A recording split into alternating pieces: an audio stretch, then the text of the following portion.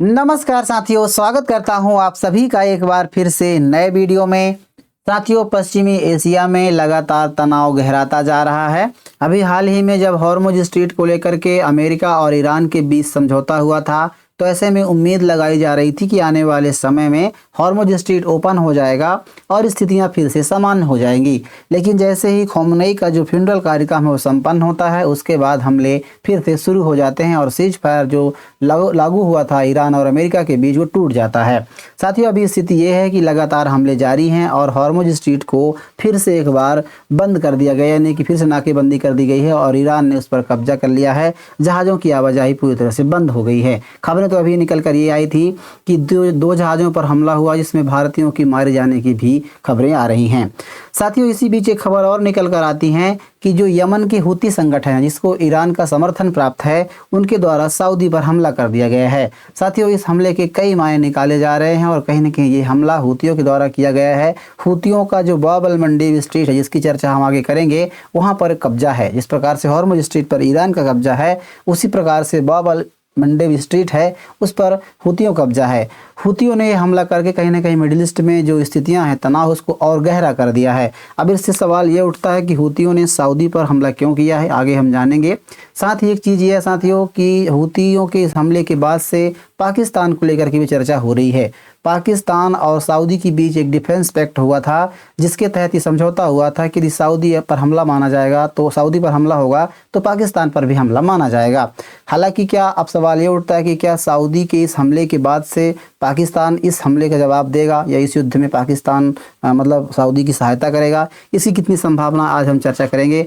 और दूसरी चीज़ जिसको लेकर बड़ी चर्चा हो रही है, वो ये कि यदि बाब अल मंडेब स्ट्रेट है, जिसे हूती यदि अपने कब्जे में लेते हैं और कंट्रोल कर लेते हैं, तो इससे पूरी दुनिया भर की अर्थव्यवस्था पर, खास करके भारत के दक्षिण एशिया देशों पर कितना असर पड़ेगा, आज हम इस वीडियो में चर्चा करने वाले हैं। तो आइए शुरू करते हैं।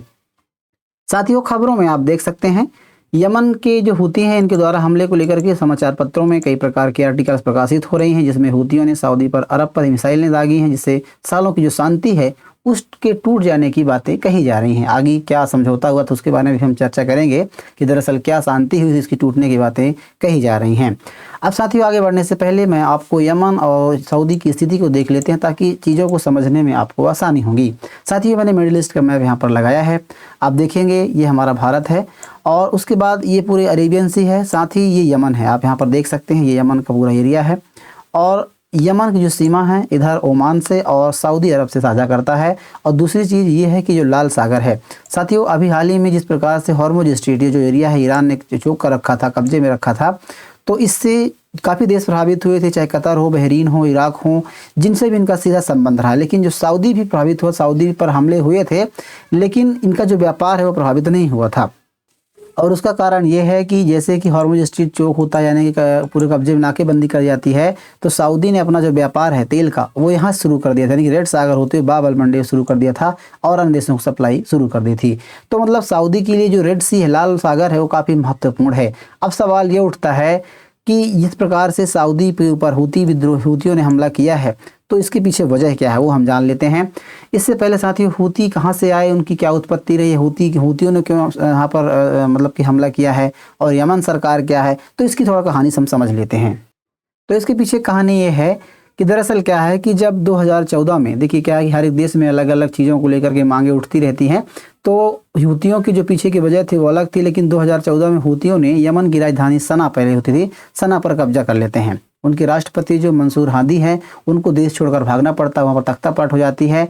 और उसके बाद क्या होता है कि लगातार हूती, यहाँ पर आप देख सकते हैं, कब्जा इनका मतलब आगे बढ़ते रहते हैं, कब्जा करते रहते हैं।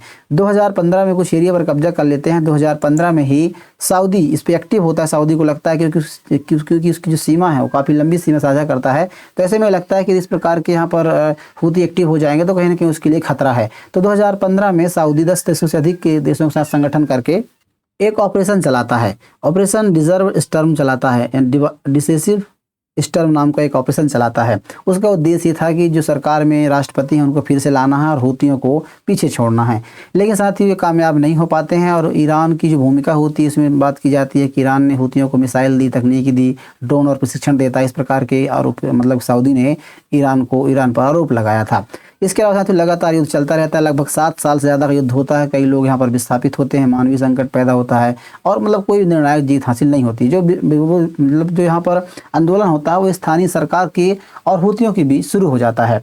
2022 में यहाँ पर क्या होता है कि संयुक्त राष्ट्र संघ की मध्यस्थता से 2 महीने का युद्ध विराम होता है, जिससे जो मिसाइलें हैं और ड्रोन हमले रोके जाते हैं, सीमित हवाई उड़ानें शुरू होती हैं और कैदियों की अदला बदली भी यहाँ पर होती है। लेकिन इसमें क्या होता है, फिर इसके बाद सऊदी और हूतियों के बीच एक समझौता होता है। दरअसल मार्च 2023 में चीन की मध्यस्थता में ईरान और सऊदी के बीच एक राजनयिक संबंध बहाल करने पर सहमति जताई गई थी, जिसके बाद से दोनों देशों के राजदूत फिर से वहाँ पर खुलते हैं, तनाव कम करने की कोशिश होती है, यमन में भी बातचीत का माहौल बेहतर होता है। अब साथियों यहाँ पर स्थितियाँ ये हो जाती हैं, आप इसको समझिए। देखिए ये जो पूरा एरिया है, अभी जो स्थिति है वर्तमान में कि कहाँ पर कौन सा संगठन है, तो देखिए ये जो हरे कलर में आप देख रहे हैं, ये जो पूरा एरिया आप देख रहे हैं, ये अभी हूती के कब्जे में है। हूती एक प्रकार का संगठन है जहाँ पर कब्जा करता है, और बाकी एरिया में जो सरकार है, जो मतलब गवर्नमेंट है, ऑफिशियल गवर्नमेंट है, ऑफिशियल गवर्नमेंट है, वो इसकी सरकार यहाँ पर है। हालांकि कई छोटे छोटे क्षेत्रों में और भी कई समर्थित जो संगठन है या वो हम शासन करते हैं, जैसे जो ये हूती हैं, ये ईरान के समर्थक माने जाते हैं। कुछ क्षेत्रों में आप यहाँ पर देख सकते हैं, जो कुछ एरिया आप दिख रहा है ये मतलब कि जो यूएई है उसके समर्थक माने जाते हैं। तो कहीं ना कहीं इसमें कई गुटों के शासन यहाँ पर करते हैं, इसीलिए साथियों सऊदी और मतलब कि यूएई को लेकर के कुछ तनावपूर्ण रहता है। इसके अलावा ईरान में जिस प्रकार से ये गुट है, ये जो गुट है ना, इनके द्वारा भी कब्जे को लेकर के विवाद यहाँ पर बना रहता है। तो इसलिए कई कारण होते हैं इसके लेकर के। अब देखिए क्या है कि सीमा की बात करें तो अभी जो समझौता हुआ था, जैसे मैंने बताया कि चीन के साथ 2023 में समझौता करवाया था चीन की मध्यस्थता में, और काफ़ी हद तक संधि हुई थी कि दोनों देशों के बीच हमले नहीं होंगे। तो उसके बाद से लगातार अभी जो इस हमले थे वो रुके हुए थे। 2023 से लेकर 25 तक के मतलब काफ़ी ज़्यादा शांति वहाँ तक रही है, लेकिन ये कोई मतलब कि स्थायी नहीं था, ये सिर्फ युद्ध विराम के तौर पर था। और उसमें क्या था कि यमन की नई सरकार और हूतियों की राजनीतिक मान्यता को लेकर के भी बातें हो रही थी। लेकिन उसके बाद अभी हाल ही में जो विवाद खड़ा हुआ उसके पीछे कारण ये है कि हूती और सऊदियों के बीच टकराव है, साथियों 10 दिन पहले शुरू हुआ था। अब इसकी कहानी यह है कि जब मतलब हूतियों को लेने के लिए ईरान से एक विमान आया था, विमान जो उतरने वाला था वो सऊदी की मतलब जो यमन सना की राजधानी सना एयरपोर्ट है वहाँ पर उतरने वाली थी। लेकिन क्या है कि ऐसी खबरें आ रही थी, ऐसी मतलब बातें की जा रही हैं कि ऐसा हुआ कि सऊदी के द्वारा, सऊदी के जो एयरक्राफ्ट थे, फाइटर जेट थे, उन्होंने इस विमान को रोकने की बातें की। क्योंकि देखिए इनके बीच तनाव पहले से ही बना हुआ था, तो वो नहीं चाहते कोई भी ईरान के द्वारा समर्थित विमान यहाँ पर आए और रुके। तो ऐसे में लेकर के इन्होंने मतलब कि ऐसी उस विमान को उन्होंने रोकने का प्रयास किया था, जिसके बाद से मतलब ये हूतियों के द्वारा आरोप लगाया गया है कि सऊदी के द्वारा जो ईरान से उनको लेने के लिए मतलब कि जो ये कहें कि जो फ्यूनरल कार्यक्रम था, खमेनी का अंतिम संस्कार कार्यक्रम था, उसमें शामिल होने के लिए हूतियों को जाना था। ऐसे में एक डेलीगेशन जाने वाला था, लेकिन उसको लेने के लिए जो ईरान के जहाज़ आया हुआ था, हवाई जहाज़, उसको रोकने का प्रयास किया, और उसके बाद से वो विमान दूसरे मतलब कि हवाई अड्डे पर उसको उतारा गया।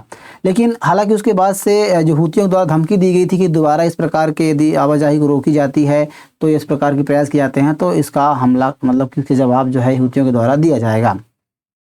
लेकिन उसके बाद क्या होता है कि जब ये फ्यूनरल कार्यक्रम से संपन्न होता है, उसके बाद जो वापस लौटते हैं तो उनके द्वारा मतलब कि सऊदी के द्वारा इनके विमानों पर हमला कर दिया था। मतलब इनके जो एयरपोर्ट है, जहाँ पर बात करें जिसके बारे में आप देख सकते हैं, जो सना एयरपोर्ट है, यहाँ पर वो हमला कर देते हैं। सना इंटरनेशनल एयरपोर्ट पर हमला कर दी जाती है, बमबारी कर दी जाती है, जिसके बाद से आप तस्वीरें यहाँ पर निकल के आ रही देख सकते हैं। उसके बाद इस प्लेन को लाल सागर तट पर जो अल हुदैदा नाम का एक एयरपोर्ट है वहाँ पर उसको मोड़ना पड़ता है। यानी कि पहले तो उन्होंने प्रयास किया था इसको रोकने को, लेकिन उसके बाद में लगातार वो मतलब उस अड्डे पर हमले कर देते हैं। उसके जवाब में हूतियों ने सऊदी अरब के आभा में इंटरनेशनल एयरपोर्ट को निशाना बनाकर हमला किया है। साथियों एक आभा ऐसा जगह है, मतलब पहाड़ी इलाका है, जहां पर सऊदी के लोग गर्मी से बचने के लिए वहां पर अक्सर आते हैं। तो यानी काफ़ी इंपॉर्टेंट एयरपोर्ट माना जाता है। तो इसके जवाब में मतलब हूतियों के द्वारा सऊदी के आभा इंटरनेशनल एयरपोर्ट पर हमला किया गया है। अब इस हमले के बाद से लगातार स्थितियां तनावपूर्ण हो गई हैं। अब कई मायने निकाले जा रहे हैं। देखिए अब सबसे बड़ी बात यह है कि इस प्रकार से ईरान के द्वारा पहले भी इसको लेकर के बातें कही गई थी कि यदि बाब अल मंडेब को लेकर के भी बातें आई थी कि यदि इन पर हमला होता है तो हूती इस पर मतलब ईरान का समर्थन देंगे, और कहीं ना कहीं इस पर पहले ही बातें हो चुकी थी कि ईरान समर्थन देगा। तो अब सवाल ये उठ रहा है साथियों, चर्चा इस बात को लेकर के हो रही है कि अभी हाल ही में यहाँ पर सऊदी पर उन्होंने हमला किया है। हमला करके उन्होंने अपने जो एंगल, अपने जो मतलब कि इरादे हैं, उन्होंने संकेत दे दिए हैं कि यदि ऐसा कुछ होता है ईरान के ऊपर हमला, क्योंकि अभी ईरान में अभी हमले काफ़ी तेज़ हो गए हैं। ईरान और अमेरिका के बीच लगातार हमले इसमें तेज़ हो गए हैं। ऐसे में बाब अल मंडेब काफ़ी इंपॉर्टेंट हो जाता है, और यदि ऐसे लगातार हमले होते हैं और हूतियों के द्वारा इसको कंट्रोल कर लिया जाता है, कब्जा कर लिया जाता है, तो कहीं ना कहीं जो व्यापार है उससे प्रभावित होगा। जिस प्रकार से युद्ध ईरान और अमेरिका के बीच बढ़ रहा है, अभी हाल ही में डोनाल्ड ट्रंप के द्वारा अपने कांग्रेस को ही बता दिया गया है कि अब वहाँ पर सैन्य कार्रवाई आवश्यक हो गई है। तो ऐसे में मतलब डोनाल्ड ट्रंप को वहाँ से परमिशन भी मिल गई है कि आप वहाँ पर हमले कर सकते हैं, सैन्य कार्रवाई कर सकते हैं। तो आने वाले समय में 60 दिनों तक अभी कोई भी ऐसा समझौता होता हुआ दिखाई नहीं दे रहा है, यानी कि ईरान के द्वारा मतलब कि अमेरिका के द्वारा भी लगातार ईरान पर बमबारी की जाएगी और बड़ा हमला देखने को वहाँ पर मिल सकता है। इसका असर ये होगा कि जो हॉर्मुज स्ट्रेट है पूरी तरह से पहले से ही क्लोज है और अभी क्लोज हो जाएगा, और दुनिया भर में साथियों तेल के दाम, गैसों के दाम काफ़ी ज़्यादा बढ़ते हुए दिखाई देंगे। और दूसरी चीज़ ये है कि जिसको लेकर के बातें की जा रही है कि क्या पाकिस्तान इस समझौते, इस मतलब हमले में या फिर इस युद्ध में सऊदी का साथ देगा। देखिए, सऊदी और पाकिस्तान के बीच 2025 में एक पैक्ट हुआ था। इस पैक्ट के तहत यदि सऊदी पर हमला होता है तो पाकिस्तान पर हमला हो रहा माना जाएगा। हालांकि ये सऊदी के लिए लागू होता है, पाकिस्तान के लिए लागू नहीं होता है, क्योंकि पाकिस्तान पर अभी हाल ही में अफगानिस्तान ने हमला किया था, लेकिन सऊदी ने तो ऐसा कुछ समझौता को नहीं निभाया, ना ही ऐसा कुछ साथ दिया। लेकिन ये पाकिस्तान के लिए काफ़ी इंपॉर्टेंट हो जाता है, क्योंकि पाकिस्तान लगातार कर्ज के बोझ में दबा रहता है, दबा हुआ है और कहीं भी देश से मतलब मांगता रहता है। तो उसके लिए मिडिल ईस्ट में एक ही जो पावरफुल देश बचा है वो सऊदी है, क्योंकि यूएई से उसके साथ जो यूएई की जो उसके संबंध है वो तनावपूर्ण हो गए, ख़राब हो गए, क्योंकि लोन लेने के चक्कर में अभी ख़राब हो गया था। और इसके अलावा सबसे बड़ी बात यह है कि पाकिस्तान यदि इस हमले के बाद सऊदी का साथ देता है तो कहीं ना कहीं ईरान, क्योंकि ईरान के समर्थक जो हैं हुती हैं, और यदि हुतियों पर हमला पाकिस्तान के द्वारा किया जाता है, पाकिस्तान का समर्थन करता है, तो कहीं ना कहीं पाकिस्तान के ऊपर ईरान भी हमला कर सकता है, क्योंकि एक लंबी सीमा ईरान और पाकिस्तान दोनों साझा करते हैं। साथियों, ऐसे में कहीं ना कहीं इसके जो लपटें हैं, इसका जो असर भारत पर दिखाई देगा, क्योंकि ऐसे हमले होंगे तो कहीं ना कहीं निश्चित तौर पर इसका भारत पर असर पड़ेगा।